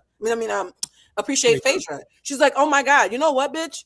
We have done many a scheme together. We've fallen out. We don't really hang anymore. We both got put off the show, came back, all this crazy shit. But when it's time to lights on, lights, action, camera, whatever, you know how to play your position. I appreciate that shit. So yeah, I think it was nice, nasty, and simultaneously an appreciation she has for. I will also say this too, though, right? Phaedra is very cool with K. Michelle and the Smalls, and she's also work besties with Porsha. I'm gonna be curious to see how the season ends with Phaedra like that, because it feels like she's on both sides, and so I'm curious how she's gonna play it when the reunion, if it becomes explosive. I'm just curious, because right now I feel like she's almost like does anybody else feel like that she's a double agent? Yeah, that's the thing. I mean, look, Phaedra made a comment in a recent interview making fun of, she didn't say names, but she said things like, some people need to be worried about not having a house or their cars and all those things. And I'm confused by her right now. Well, the thing is this. The only true friendship on that show that I believe off camera, and I'm going to be very honest, is Kelly and Shamea's. Absolutely. I think the rest are co-workers. I think Phaedra and Porsha I think they're historical friends. To quote Heather Dubrow, thank you for reminding me, Raindrop. The whole freaking frack, I think, is dated. It was cute, season 9. I don't think any of us are buying that they have that close relationship. I think they're friends of convenience. Yeah. I think Shamea clocked it when she said, y'all such close friends that you didn't even show up to Porsha's wedding. And Porsha had 2 of them. I was at the African. Shamea ate with that. Yeah, I was at the African one. I was with Carly Red, Yandy, Shamea, Lauren, Miss Diane, and some others, child. Monique Samuel was there. Giselle Bryan was there. This photo flex, I love it. No, it was a good wedding. It was a good wedding. And Phaedra was in Paris with her boys, because I trust me, I know the comments saying she was in Paris with her boys. If that's your best friend's wedding, your close friend, your good Judy, or your frick, then I definitely think someone's wedding could have been made. Some arrangements could have been made. So no, do I think they're best friends? No. Do I think they're amazing coworkers? Yes. I think they're cubicle girls. I think it's like when we grew up working in the cubicle, and my cubicle neighbor was my best friend, bitch. We would go to lunch together, cash our checks together. But on the weekends, we didn't speak. Okay. Exactly. We didn't speak on the weekends, my cubicle girl or guy. We didn't hang out on holidays, right? I knew nothing about your family reunions or lack thereof. But bitch, at work, at that cubicle, we were Cagney and Lacey. And I think that to me describes Porsha and Phaedra's friendship. I don't think Phaedra's anyone's friend. Throughout the years, who has she really? That's why I'm confused, Claudia. I think maybe that's why I'm like, even her version of friendship is a little shaky. Yeah, who's she been solid with? I mean, she's got who? Like, it was a thing. Like, she's not been solid really with anyone, and I think she takes. In a way, I think maybe it's good for her because she takes this Real Housewives of Atlanta as a job. I don't think she's like caught up in any, fantasies that these are my real people. I do think that her and Porsha really do like each other. They have gone to Africa together. They've gone to see Beyonce together. As someone said in the comments, they've done some things, but I think it definitely benefits them both to have each other. They know how the game is played. They know how to steal a scene back. They know how to be in cahoots. They know all the things that you need to know. And them two together can really they can play good cop, bad cop together. They can do all the things. And I do think I think it's a little bit more than work friends. I think they're work friends. And I also think they do rock with each other. But at that point, I would think that my good friends would be at my wedding. And there's a lot of people missing weddings. TV show. Go ahead, Claudia. Yeah, there's a lot of missing of weddings on this show. I don't know. It'd be hard for me to call that person a close friend. But I do think it definitely is a convenient, a relationship of convenience. But they do actually they fuck with each other, but I would not call them great friends. Maybe they're fond of each other. Maybe that's what the gap is. They're fond of each other, which is like a step further than just cubicle friends. Yeah. I would agree to that for sure. Yeah. All right. Before I let you guys go, Dustin Ross, you were called to the carpet over the weekend. So Raindrops, as you all know, Dustin Ross has a lot of strong opinions, and sometimes my Raindrops love to post it. And not only do they love to post it, they love to tag people. So, because there's a difference. All right. So with that being said, over the weekend, K. Michelle responded to a tweet, and this is what the tweet was. Someone tweeted that I'm watching. Well, let me cite my sources. Rated Drew DRU. I'm watching Carlos King recap of the last episode of Atlanta Housewives with Claudia, Dustin, and Blue in full. I'm not gonna lie, Dustin kind of clocked K. Michelle. He basically mentioned how K. Michelle spoke on Shamea's mother, but recognized how Shamea talking about Porsha's mom was crossing a line. He also said K. Michelle is willing to cross boundaries with Shamea that she's unwilling to cross with Porsha, basically pointing out that K. Michelle lacks respect for Shamea. Somebody retweeted that and said, pointing out, speaking on mothers was such a good point at K. Michelle. K. Michelle responded, fuck all of y'all. All these Hi, Kay, I love you, baby. K. Michelle said, fuck all of y'all. All these ridiculous big pieces. Her mama shouldn't have been in no club talking shit about nobody and trying to form her daughter an alliance in a hookah lounge past midnight. I don't care if her tits was over her shoulders. I didn't do it or say a word. It was brought to me and 4 random Africans at a table. I be minding my business. I thought it was Africans. What's going on? Dustin, you have any thoughts to that? I said everything I had to say in the first damn place. So I don't even give a shit personally. And she wasn't talking to me, to be clear. She was responding to who the Rated Drew guy or whatever, you know what I'm saying? So I think he's the one that needs to pick his middle finger up. You know what I'm saying? She wasn't speaking to me. And again, it's commentary, you know what I'm saying? Whatever. But I just wish she would say those things in the moment. And really all she did was confirm what I was saying because she, in her response, disrespected the shit out of Shamea and her mama right there in the response. So it just proves the point that I was originally making anyway. And hopefully we get to see some of that energy at the reunion. I'm looking forward to the reunion because I want to see what K. Michelle got. I want to see how she shows up and pulls up to the reunion. You know what I'm saying? Holds that first chair down. So we'll see if some of the spirited energy and the spirited nature of her responses on Twitter, if that transcends over into her on television at the reunion. But it was funny to me. She was sitting up somewhere with that Jack Daniels and some chic music with country music on it, Gary, to sing a song, and you know what I'm saying? And she seen that shit on Twitter and got to typing. And it was funny to me. I think that that is an honor almost, you know what I'm saying? That's something, a point that I made that was valid, inspired a response from her. I think that's great. And shout out to Monday Night Live. Shout out to all our raindrops that watch us and circulate the valid points that we be making. I think this was a great thing for all of us. So I'm happy to be keeping it real. Okay? So basically, I said what the fuck I said already. Dustin said displaced anger. He said it is displaced anger. I mean, you know what I'm saying? Like it just, yeah, you know. Very Well, you got a pack. Huh? Well, you got a pack. Oh, snap. I do. Okay. So listen, so Raindrop, let us know your thoughts on thank you, friend. I'm about to miss this flight. Okay. on the latest episode of the Real Housewives of Atlanta. Dustin, you are in Boston tomorrow. Mañana, baby. Buy tickets and support you if they live That's in the right. Boston area. I'm holding my tin cup out and begging for change in this motherfucker, man. Come on down to Dustin Ross. Look, come on down to DustinRossLive.com. DustinRossLive.com. Pick up your ticket. Get your meet and greet ticket. We can kick it and have a moment, show each other some love. And I'm going to get on that stage and make y'all laugh for an hour. So please pull up, pop out, come to DustinRossLive.com. Get your ticket. Boston, your show is tomorrow.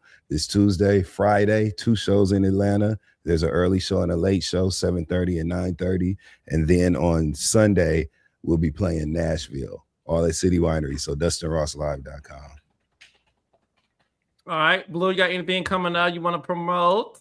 I'm going to catch a flight so I can be there for Dustin Ross. I love you, Blue, baby. I'm about to get on the plane right now from LA. I'm so excited to see you tomorrow.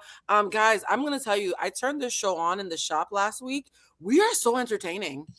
I've never watched the show before because I have so much work to do. I was like, let me see what we look like. We're so cute. So shout out to us.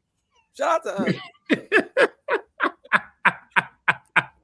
Oh yeah, sorry. At Blue Centric on YouTube, and yeah, you know the rest. At Blue Centric.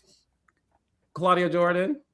Side dish 5 days a week. I'm in Rhode Island. Shoot a movie with Paula Patton and Derek Luke, and it will be out in the fall. And I, depending on my schedule tomorrow, I might try to see y'all in Boston if I can. If I can't, I will have to catch another city. But I really want to. I wanted to be a surprise, but I've been trying. I've been like refreshing. Okay, what flight? I love you, Claudia. Thank you, friend. I don't know when I'll be done tomorrow, and they done got me out here with no clothes. I went to Rainbows today. Okay, they bought stretch pants. Oh yeah, I need some clothes to go back and forth to set. So. Hey, if there's a Walmart, I'll go there and get some leggings. You know, I'm not a double rainbow. I'm not even gonna hold you. I was in there like, yup, this will work for tomorrow. So, yeah. You look good, sister. You look good. All right. So, Raindrops, I am dropping a one-on-one interview tomorrow. Yes. It is with somebody who we all know. Okay. He is a Hollywood impresario in the media. Okay. He means what he says. He says what he means. He's very unapologetic. And we had a nice conversation where, first of all, I think I gotta go. It was a over 2 hour interview. Is he an actor, a singer, producer? What is he? Al Sharpton. No, I'm just playing. He's a what? It's Al Sharpton. And another thing, nigga. And I'm gonna tell you my fucking ass one more. No, so he's a host. He's a host. Oh, is it oh, no, you did Caramo. Damn it. You did Caramo. Don Lemon. Is it Don Lemon? Harris? Yeah. Okay. I don't know. I didn't have much to go on. Anybody No, else? I know. So you'll find out tomorrow noon on my YouTube channel. But pause. Nobody else is guessing. Y'all can't leave me out there with just Don Lemon hanging. I know I think who it I is. know who it is. So I don't want to give it away. I'm trying to use restraint, y'all. I'm trying to show Oh, you growth. don't know who it is? Okay, fine. I'm trying to show growth. Well, I will say, Blue, you two are very close. Jason Lee? Oh. We'll see tomorrow. We will see tomorrow. All right, love y'all. Please pray that I make this flight. love Please. y'all. No, Thank you for you're gonna making make it, Blue. You're gonna make that flight. All right, love Make you, that flight. Rob. I love you guys, and we'll see you next Monday. Thank you guys. Don't forget to like and subscribe to the channel. That's Tomorrow, right. and hit the notification button. Okay. Thank Love y'all. you, Los. Love you, Claudia. Love Peace y'all. out, y'all. She left.